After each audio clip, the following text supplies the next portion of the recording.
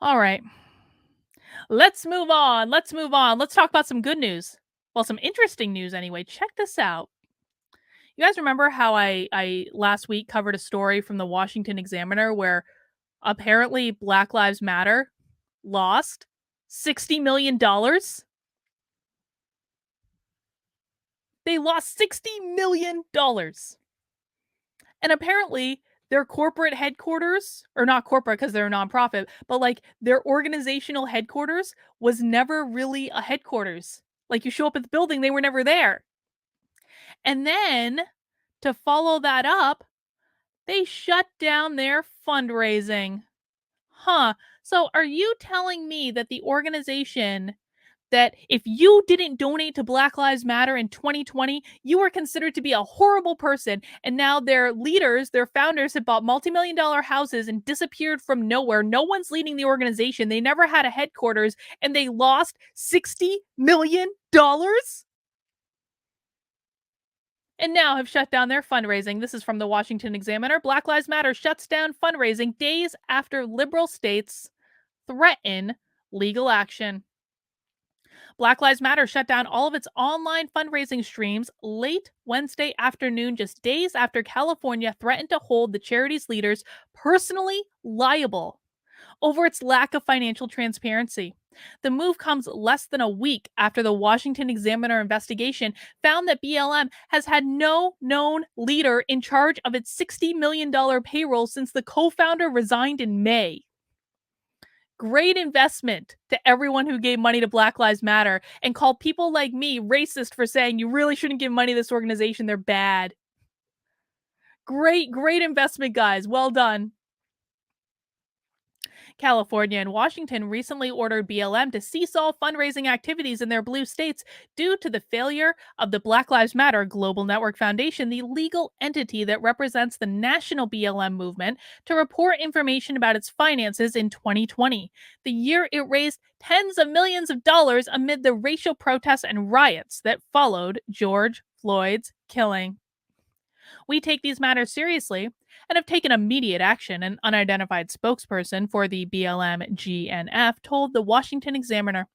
We have immediately engaged compliance counsel to address any issues related to state fundraising compliance. In the interim, we have shut down online fundraising as we work quickly to ensure we are meeting all compliance standards. Okay, guys, I've worked at several nonprofits. They should have already done this. The fact that Black Lives Matter, you can always tell exactly how an organization is run internally when crap like this happens. This is what you need to watch out for with organizations. It's about the little things. This is why I don't like Rumble. Well, there are many reasons I don't like Rumble. One of those reasons is that the website sucks. The second reason is that there's no traffic. The third reason is that their CEO goes on Tim Pool talking about how they cut and pasted their privacy policy. Maybe it wasn't the privacy policy, maybe it was something else, but there was definitely cut and pasted something. And I'm like, man, if you're going on a national show with that many viewers and you're talking about how you cut and paste terms and conditions, well, you're going public. Did you not have a lawyer that could look at this? Like, come on. It's these little things that tell you every single time how an organization is actually run. These little things matter. If they can't get their house in order to do the little things, they ain't doing the big things either. And I say that as someone who actually wants places like Rumble to be successful. I know I'm criticizing them right now. This is criticism out of love, man. Don't go on national shows bragging about how you cut and pasted your privacy policy. Don't threaten to sue your competitors. Like, this is basic level stuff. And if you can't do that, then you can't do the big things like going public and scaling a multimedia company. You got to get your house in order before you do these things. This is basic. I just want competence. I feel like I'm living in Atlas Shrugged. That's all I want. I just want competence and to pay attention to the things that matter. And you can always tell how an organization is run when they don't do those things. Anyway, I digress. The donation button that used to be featured prominently on BLM's website was nowhere to be found as of Wednesday evening. The California Department of Justice told the Washington Examiner on Tuesday that BLM GNF, is prohibited from soliciting donations as long as its status is listed as delinquent. So they're actually banned. Holy shit. They're actually banned right now from fundraising in California. How ironic. The fact that this lawsuit is coming from the progressive hellhole of California should be a huge sign. Yeah, it's the truth. That's how you know they're real. This is how you know that Black Lives Matter is like legitimately in trouble. This isn't coming from a conservative state. It's coming from California and Washington. They are legitimately in trouble. Now, will any of us ever get an apology?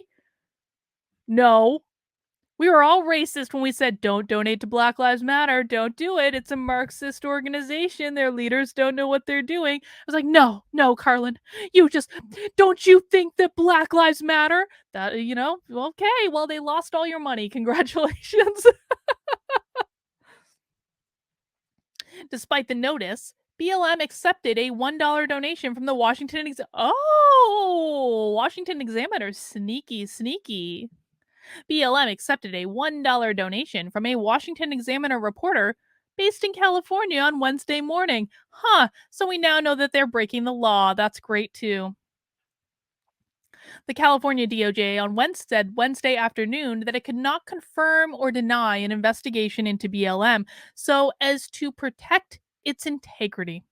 BLM also received notice from the state of Washington on January 5th.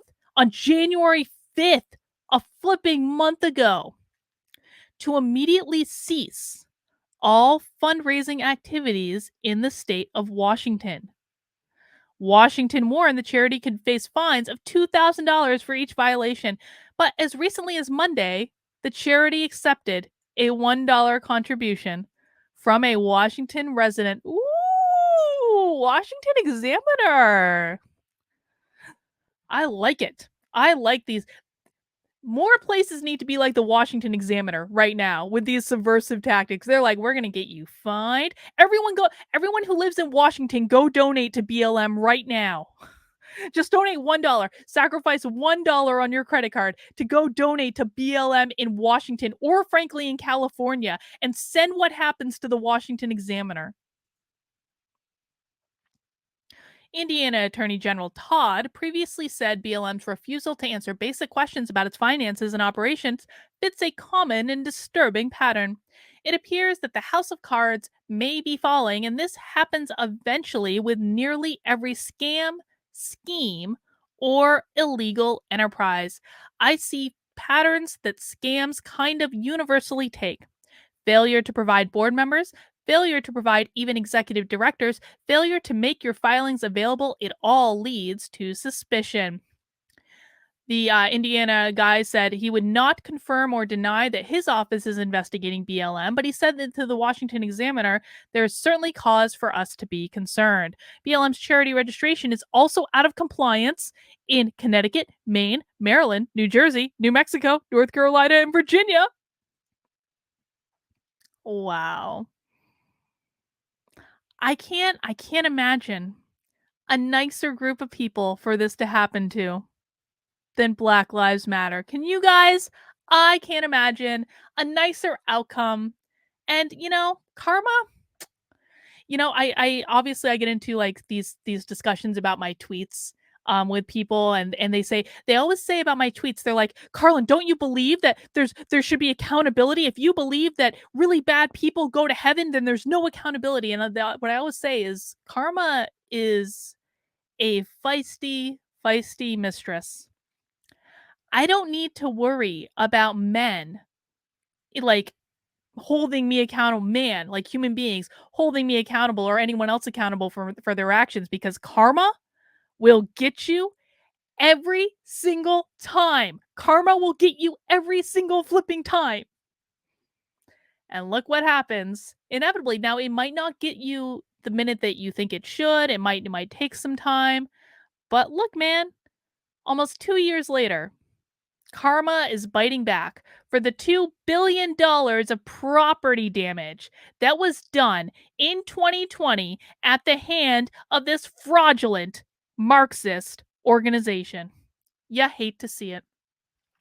All right, guys, you are watching Effed Up News of the Week for February 6th, 2022. I do these streams every Sunday at 5.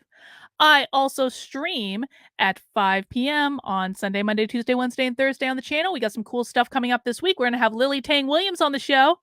Lily Tang Williams is running for Congress in New Hampshire. She is a hero and an amazing woman, and I can't wait for you guys to hear from her on Tuesday. And then on Thursday, we're going to have Harrison Kemp. Now, Harrison Kemp is running as a Libertarian for governor in Maine. I am running as a Libertarian for governor in New Hampshire. And so we're going to have a great talk. Please make sure you subscribe to the channel if you haven't already. If you think you're subscribed, just double check for me because YouTube may have unsubscribed you. They do it every flipping night. And of course, mount that like button for me. I really appreciate it.